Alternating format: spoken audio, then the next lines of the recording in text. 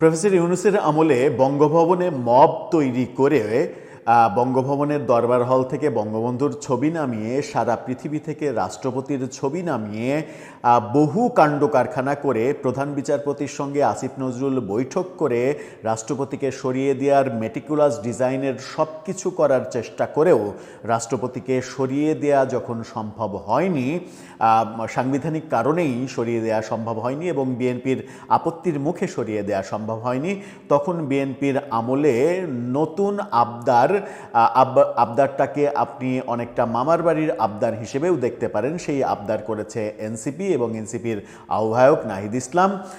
তিনি বলছেন রাষ্ট্রপতিকে অভিশংসন করতে হবে, সংসদে ইমপিচমেন্টের মাধ্যমে রাষ্ট্রপতিকে বাদ দিতে হবে এবং তাকে গ্রেপ্তার করতে হবে, মানে রাষ্ট্রপতিকে গ্রেপ্তারও করতে হবে। গ্রেপ্তার না করা পর্যন্ত তাদের শান্তি হচ্ছে না। এই কথা যখন নাহিদ ইসলাম বলছেন, তখন অন্যদিকে জামাতের সেক্রেটারি বলছেন রাষ্ট্রপতি গণমাধ্যমের সঙ্গে সাক্ষাৎকার দিয়ে তিনি নাকি রাষ্ট্রের গোপনীয়তা ভঙ্গ করেছেন।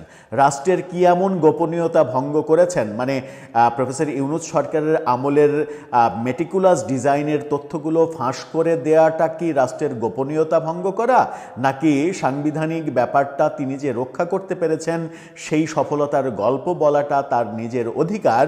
এই ব্যাপারগুলো নিয়ে হয়তো সামনে আরও বিতর্ক হবে। চলুন একটু জেনে দেখি জামাতের সেক্রেটারি জেনারেল তিনি আদতে গোপনীয়তা ভঙ্গ বলতে কি বোঝাতে চাচ্ছেন। তিনিও নাহিদ ইসলামের মতো রাষ্ট্রপতিকে অভিশংসন করে ইমপিচমেন্টের মাধ্যমে সরিয়ে দেয়া এবং তাকে গ্রেপ্তার করার ব্যাপারটা বলছেন কিনা। থাকবেন পলিটিক্স টিভির নিয়মিত আয়োজনে।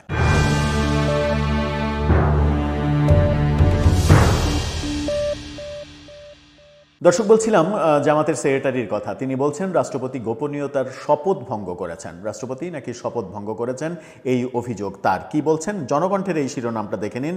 সেখানে বলা হচ্ছে, বিবৃতিতে জামাত সেক্রেটারি বলেছেন রাষ্ট্রের অভ্যন্তরীণ ও গোপনীয় বিষয় প্রকাশ করে শপথ ভঙ্গ করেছেন রাষ্ট্রপতি। বলা হচ্ছে, সম্প্রতি একটি জাতীয় দৈনিকে প্রকাশিত সাক্ষাৎকারে রাষ্ট্রপতি গুরুত্বপূর্ণ ও স্পর্শকাতর বিভিন্ন বিষয়ে জনসম্মুখে প্রকাশ করায় গভীর উদ্বেগ প্রকাশ করে বিবৃতি দিয়েছেন জামাতের সেক্রেটারি। আজকে এই বিবৃতি তিনি দেন। বিবৃতিতে তিনি বলেন, রাষ্ট্রপতি পদটি দেশের সর্বোচ্চ সাংবিধানিক পদ। এই পদে অধিষ্ঠিত ব্যক্তির প্রতিটি বক্তব্য ও পদক্ষেপ জাতির জন্য অত্যন্ত গুরুত্বপূর্ণ এবং তা রাষ্ট্রীয় শপথ ও গোপনীয়তা রক্ষার নীতিমালার সঙ্গে সম্পৃক্ত। রাষ্ট্রপতি মোহাম্মদ শাহাবুদ্দিন সাম্প্রতিক সাক্ষাৎকারে রাষ্ট্রের অভ্যন্তরীণ ও গোপনীয় বিষয় জনসম্মুখে প্রকাশ করে শপথ ভঙ্গ করেছেন এবং রাষ্ট্রের গোপন বিষয়ের মতো আমানত রক্ষায় ব্যর্থতার পরিচয় দিয়েছেন। আমানত রক্ষা করতে পারেননি। এতে দেশবাসীর মনে নানা প্রশ্ন, বিতর্ক, উদ্বেগ সৃষ্টি হয়েছে। আমি তার এই সাক্ষাৎকারের ঘটনায় গভীর উদ্বেগ প্রকাশ করছি। একজন রাষ্ট্রপতি হিসেবে তার বক্তব্য জাতির সামনে তুমুল বিতর্ক ও অনিশ্চয়তার জন্ম দিয়েছে। কি বিতর্কের জন্ম দিল সেটা একটা বড় প্রশ্ন। তিনি বলছেন সংবিধান, রাষ্ট্রীয় শপথ এবং সাংবিধানিক ধারাবাহিকতার প্রশ্নে তিনি জাতিকে বিভ্রান্তির মধ্যে ফেলে দিয়েছেন। রাষ্ট্রপতি নাকি জাতিকে বিভ্রান্তির মধ্যে ফেলেছেন। রাষ্ট্রপতি পদে থেকে এমন বক্তব্য প্রদান করে তিনি শপথ ভঙ্গ করেছেন যা রাষ্ট্রের মর্যাদা ও ভাবমর্যাদার সঙ্গে একেবারে অসামঞ্জস্যপূর্ণ।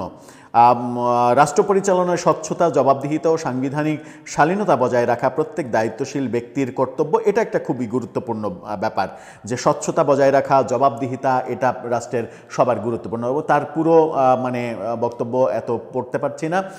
এই পয়েন্টেই যদি আসি যে স্বচ্ছতা, জবাবদিহিতা এটা থাকা উচিত, তাহলে রাষ্ট্রপতি প্রফেসর ইউনূস সরকারের আমলের যে আমলনামা পত্রিকাকে বলেছেন, সেই আমলনামায় কি এটা আমরা পাই যে প্রফেসর ইউনূস সরকারের আমলে তাদের সরকারের কিংবা সরকার প্রধানের স্বচ্ছতা, জবাবদিহিতা, সংবিধান মানা এই ব্যাপারগুলো ছিল?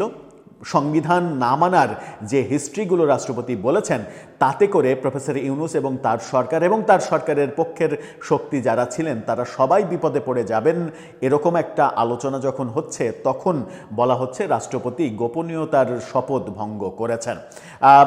এই ভঙ্গ করেছেন এটুকু বলে জামাতের সেক্রেটারি তো মোটামুটি ক্ষান্ত দিয়েছেন, কিন্তু এনসিপি নেতা সরাসরি রাষ্ট্রপতিকে গ্রেপ্তারের কথা বলছেন। এর আগে আমরা দেখেছি তাদের নেতৃত্বে বঙ্গভবনের সামনে বিভিন্ন ব্যানার তৈরি করে মব তৈরি করা হয়েছে, যেটাও রাষ্ট্রপতি কালের কণ্ঠের সাক্ষাৎকারের মাধ্যমে বলেছেন। এবং রাষ্ট্রপতি যদি সাক্ষাৎকারে এত খোলামেলা ব্যাপারগুলো না বলতেন, তাহলে আমরা অন্ধকারেই থাকতাম যে রাষ্ট্রপতিকে নিয়ে প্রফেসর ইউনূস সরকার মেটিকুলাস ডিজাইনে কতটা ধাপে ধাপে কত চেষ্টা করেছে সরিয়ে দিতে।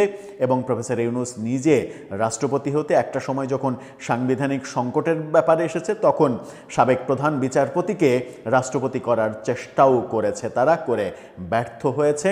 এবং এই ব্যর্থতার মূল দুইটা কারণ রাষ্ট্রপতি সেটাও উল্লেখ করে দিয়েছেন, তার নিজের দৃঢ়তা, সংবিধান রক্ষার দৃঢ়তা এবং বিএনপি এবং তিন বাহিনী প্রধানের সমর্থন। যেখানে বিএনপির মতো আওয়ামী লীগের অনুপস্থিতিতে বিএনপি সব থেকে বড় দল, যারা নিরঙ্কুশ সংখ্যাগরিষ্ঠতা পেয়েছে, 209টা আসন একা পেয়েছে, তো তাদের আপনি মতামত গ্রহণযোগ্য মনে করবেন? সাথে তিন বাহিনী প্রধান, যারা দেশের স্বাধীনতা সার্বভৌমত্ব রক্ষার মূল দায়িত্ব পালন করে, তাদের মতামত গ্রহণ করবেন?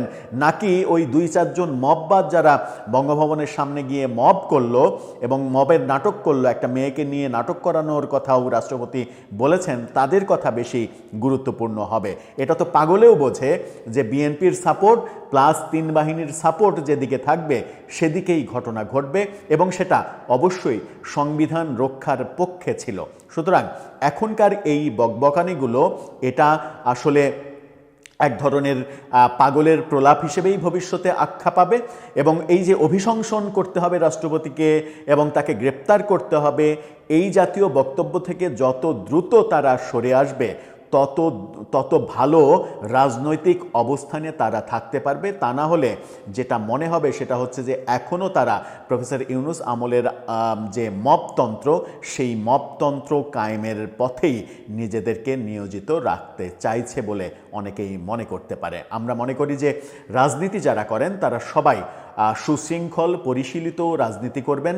যেমন আজকে তারেক রহমান একটা উদাহরণ তৈরি করেছেন, মূলত ওই দৃশ্যের কারণেই নাহিদ ইসলাম খেপেছেন যে রাষ্ট্রপতি প্রধানমন্ত্রী পাশাপাশি হাঁটছেন, এই দৃশ্য আসলে তারা নিতে পারেননি বলে রাষ্ট্রপতিকে অভিশংসন করা এবং গ্রেপ্তারের কথাও বলছেন তারা।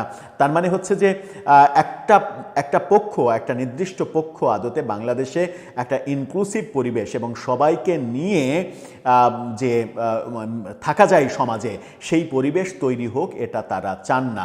যে উদাহরণটা নেলসন ম্যান্ডেলা আফ্রিকায় তৈরি করেছিলেন, সেই উদাহরণটা তৈরি করার স্কোপ ছিল প্রফেসর ইউনূসের, যেটার একেবারে বিপরীত প্রান্তে গিয়েছিলেন প্রফেসর ইউনূস।